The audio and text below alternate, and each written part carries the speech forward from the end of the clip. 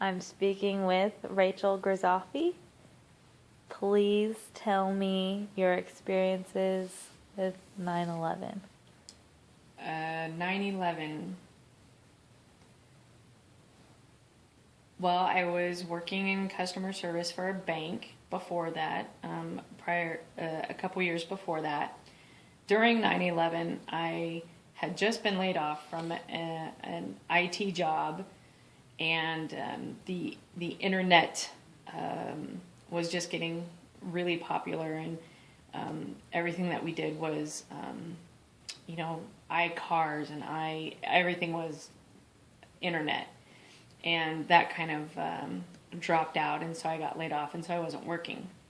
So I had a roommate at the time that called on the morning of 9/11 and called and said, "Hey, wake up, turn on the TV." And I did, and they were showing the clip of the first plane hitting the tower, and the second plane hadn't hit yet. So while we were watching live TV, they showed the second plane incoming and hit the second building. And I remember crying and just being just in shock. It was a lot to acknowledge and a lot to take in. And people started calling, everybody was calling everybody, and all the lines were busy. And even when you were trying to call people not in New York, the phone lines were busy. And I called my mom, and she didn't know, and she was in Florida, and she turned on the TV, and she just cried. And everybody was just really in shock the first couple days, and they just kept repeating the clip over and over and over, and for hours, during the day, that's all you saw on TV was clips of each plane hitting the buildings, and the buildings falling, and all the debris falling, and people running. And the world got really quiet for a while.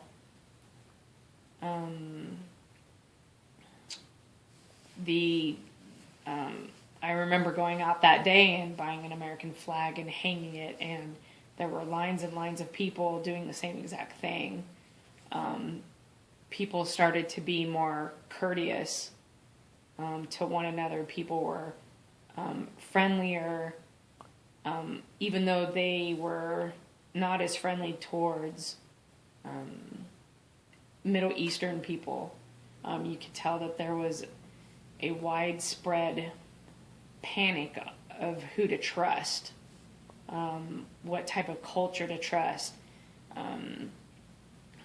The Sikh people that were local would come out and say we're different, and we're not terrorist, and we don't follow the same path, and we're gentle. And there was a lot of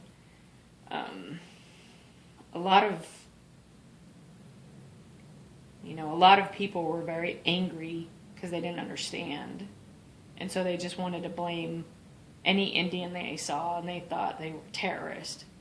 And so people were really mean to a lot of people, but if you were not Indian, everybody was really friendly, really courteous. The economy for me and what I noticed around me at the time wasn't really affected. People started buying more American, and people started focusing on America and not,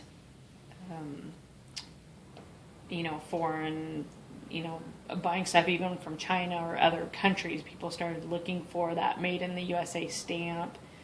People wore everything that had red, white, and blue. They wore flag shirt. Everything that they could to promote being America and standing behind New York was very important to people. I flew to New York in 2003, and it was very surreal to be there. Not as many people flying still in '03, but all the requirements were still the same, except you couldn't carry any liquids. The 3-ounce rule wasn't in place yet. And there was military presence everywhere. We flew to Florida in January of 2002, and the airports were empty at that time. And it was a strong, strong military presence at that time, which was only a couple months after 9/11.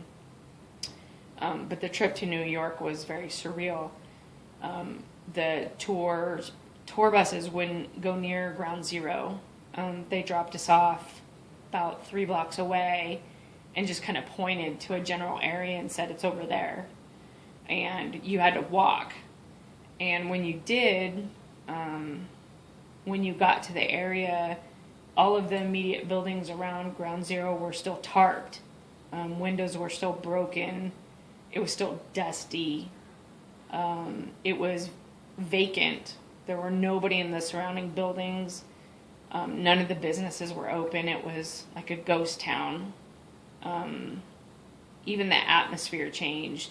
It was sunny at the park we got dropped off at, but as soon as we got within the block of Ground Zero, it was windy and cloudy, and swirls of dust, swirled around you.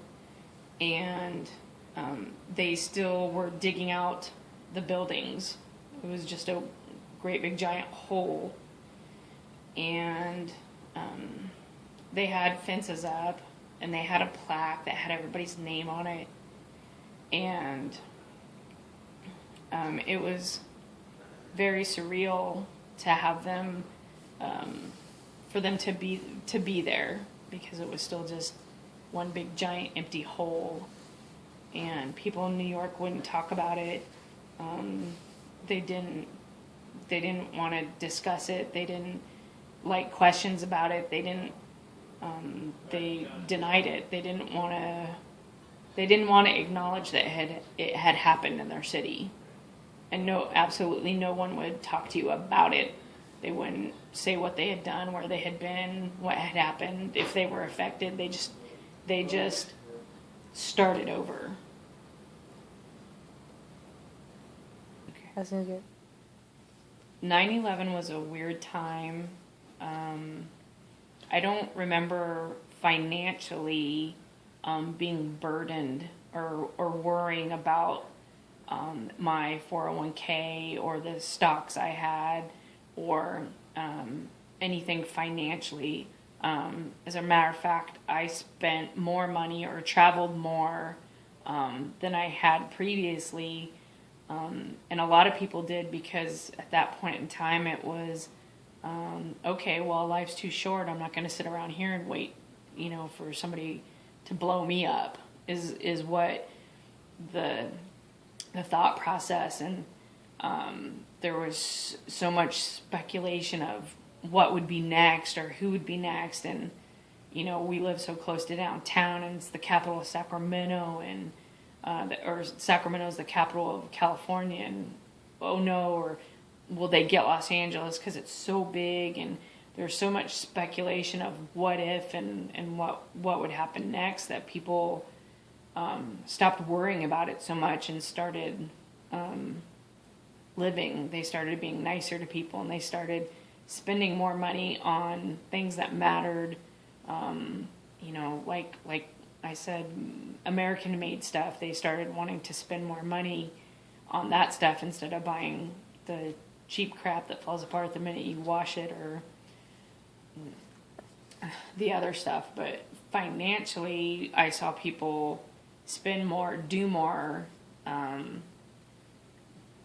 I didn't have a lot of money at 28 invested in stocks and bonds at the time. So I didn't, it wasn't a burden to me. I didn't worry about it. I traveled. I did everything that I would have, I might have wanted to do, and I didn't worry about the what ifs. And if most of the people, even on planes, everybody's idea immediately after 9/11 was bring it on. If they want to blow up my plane, they're going to have to take me down first.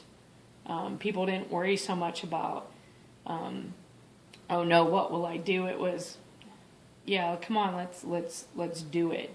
There was more empowerment behind people taking action to protect themselves instead of being afraid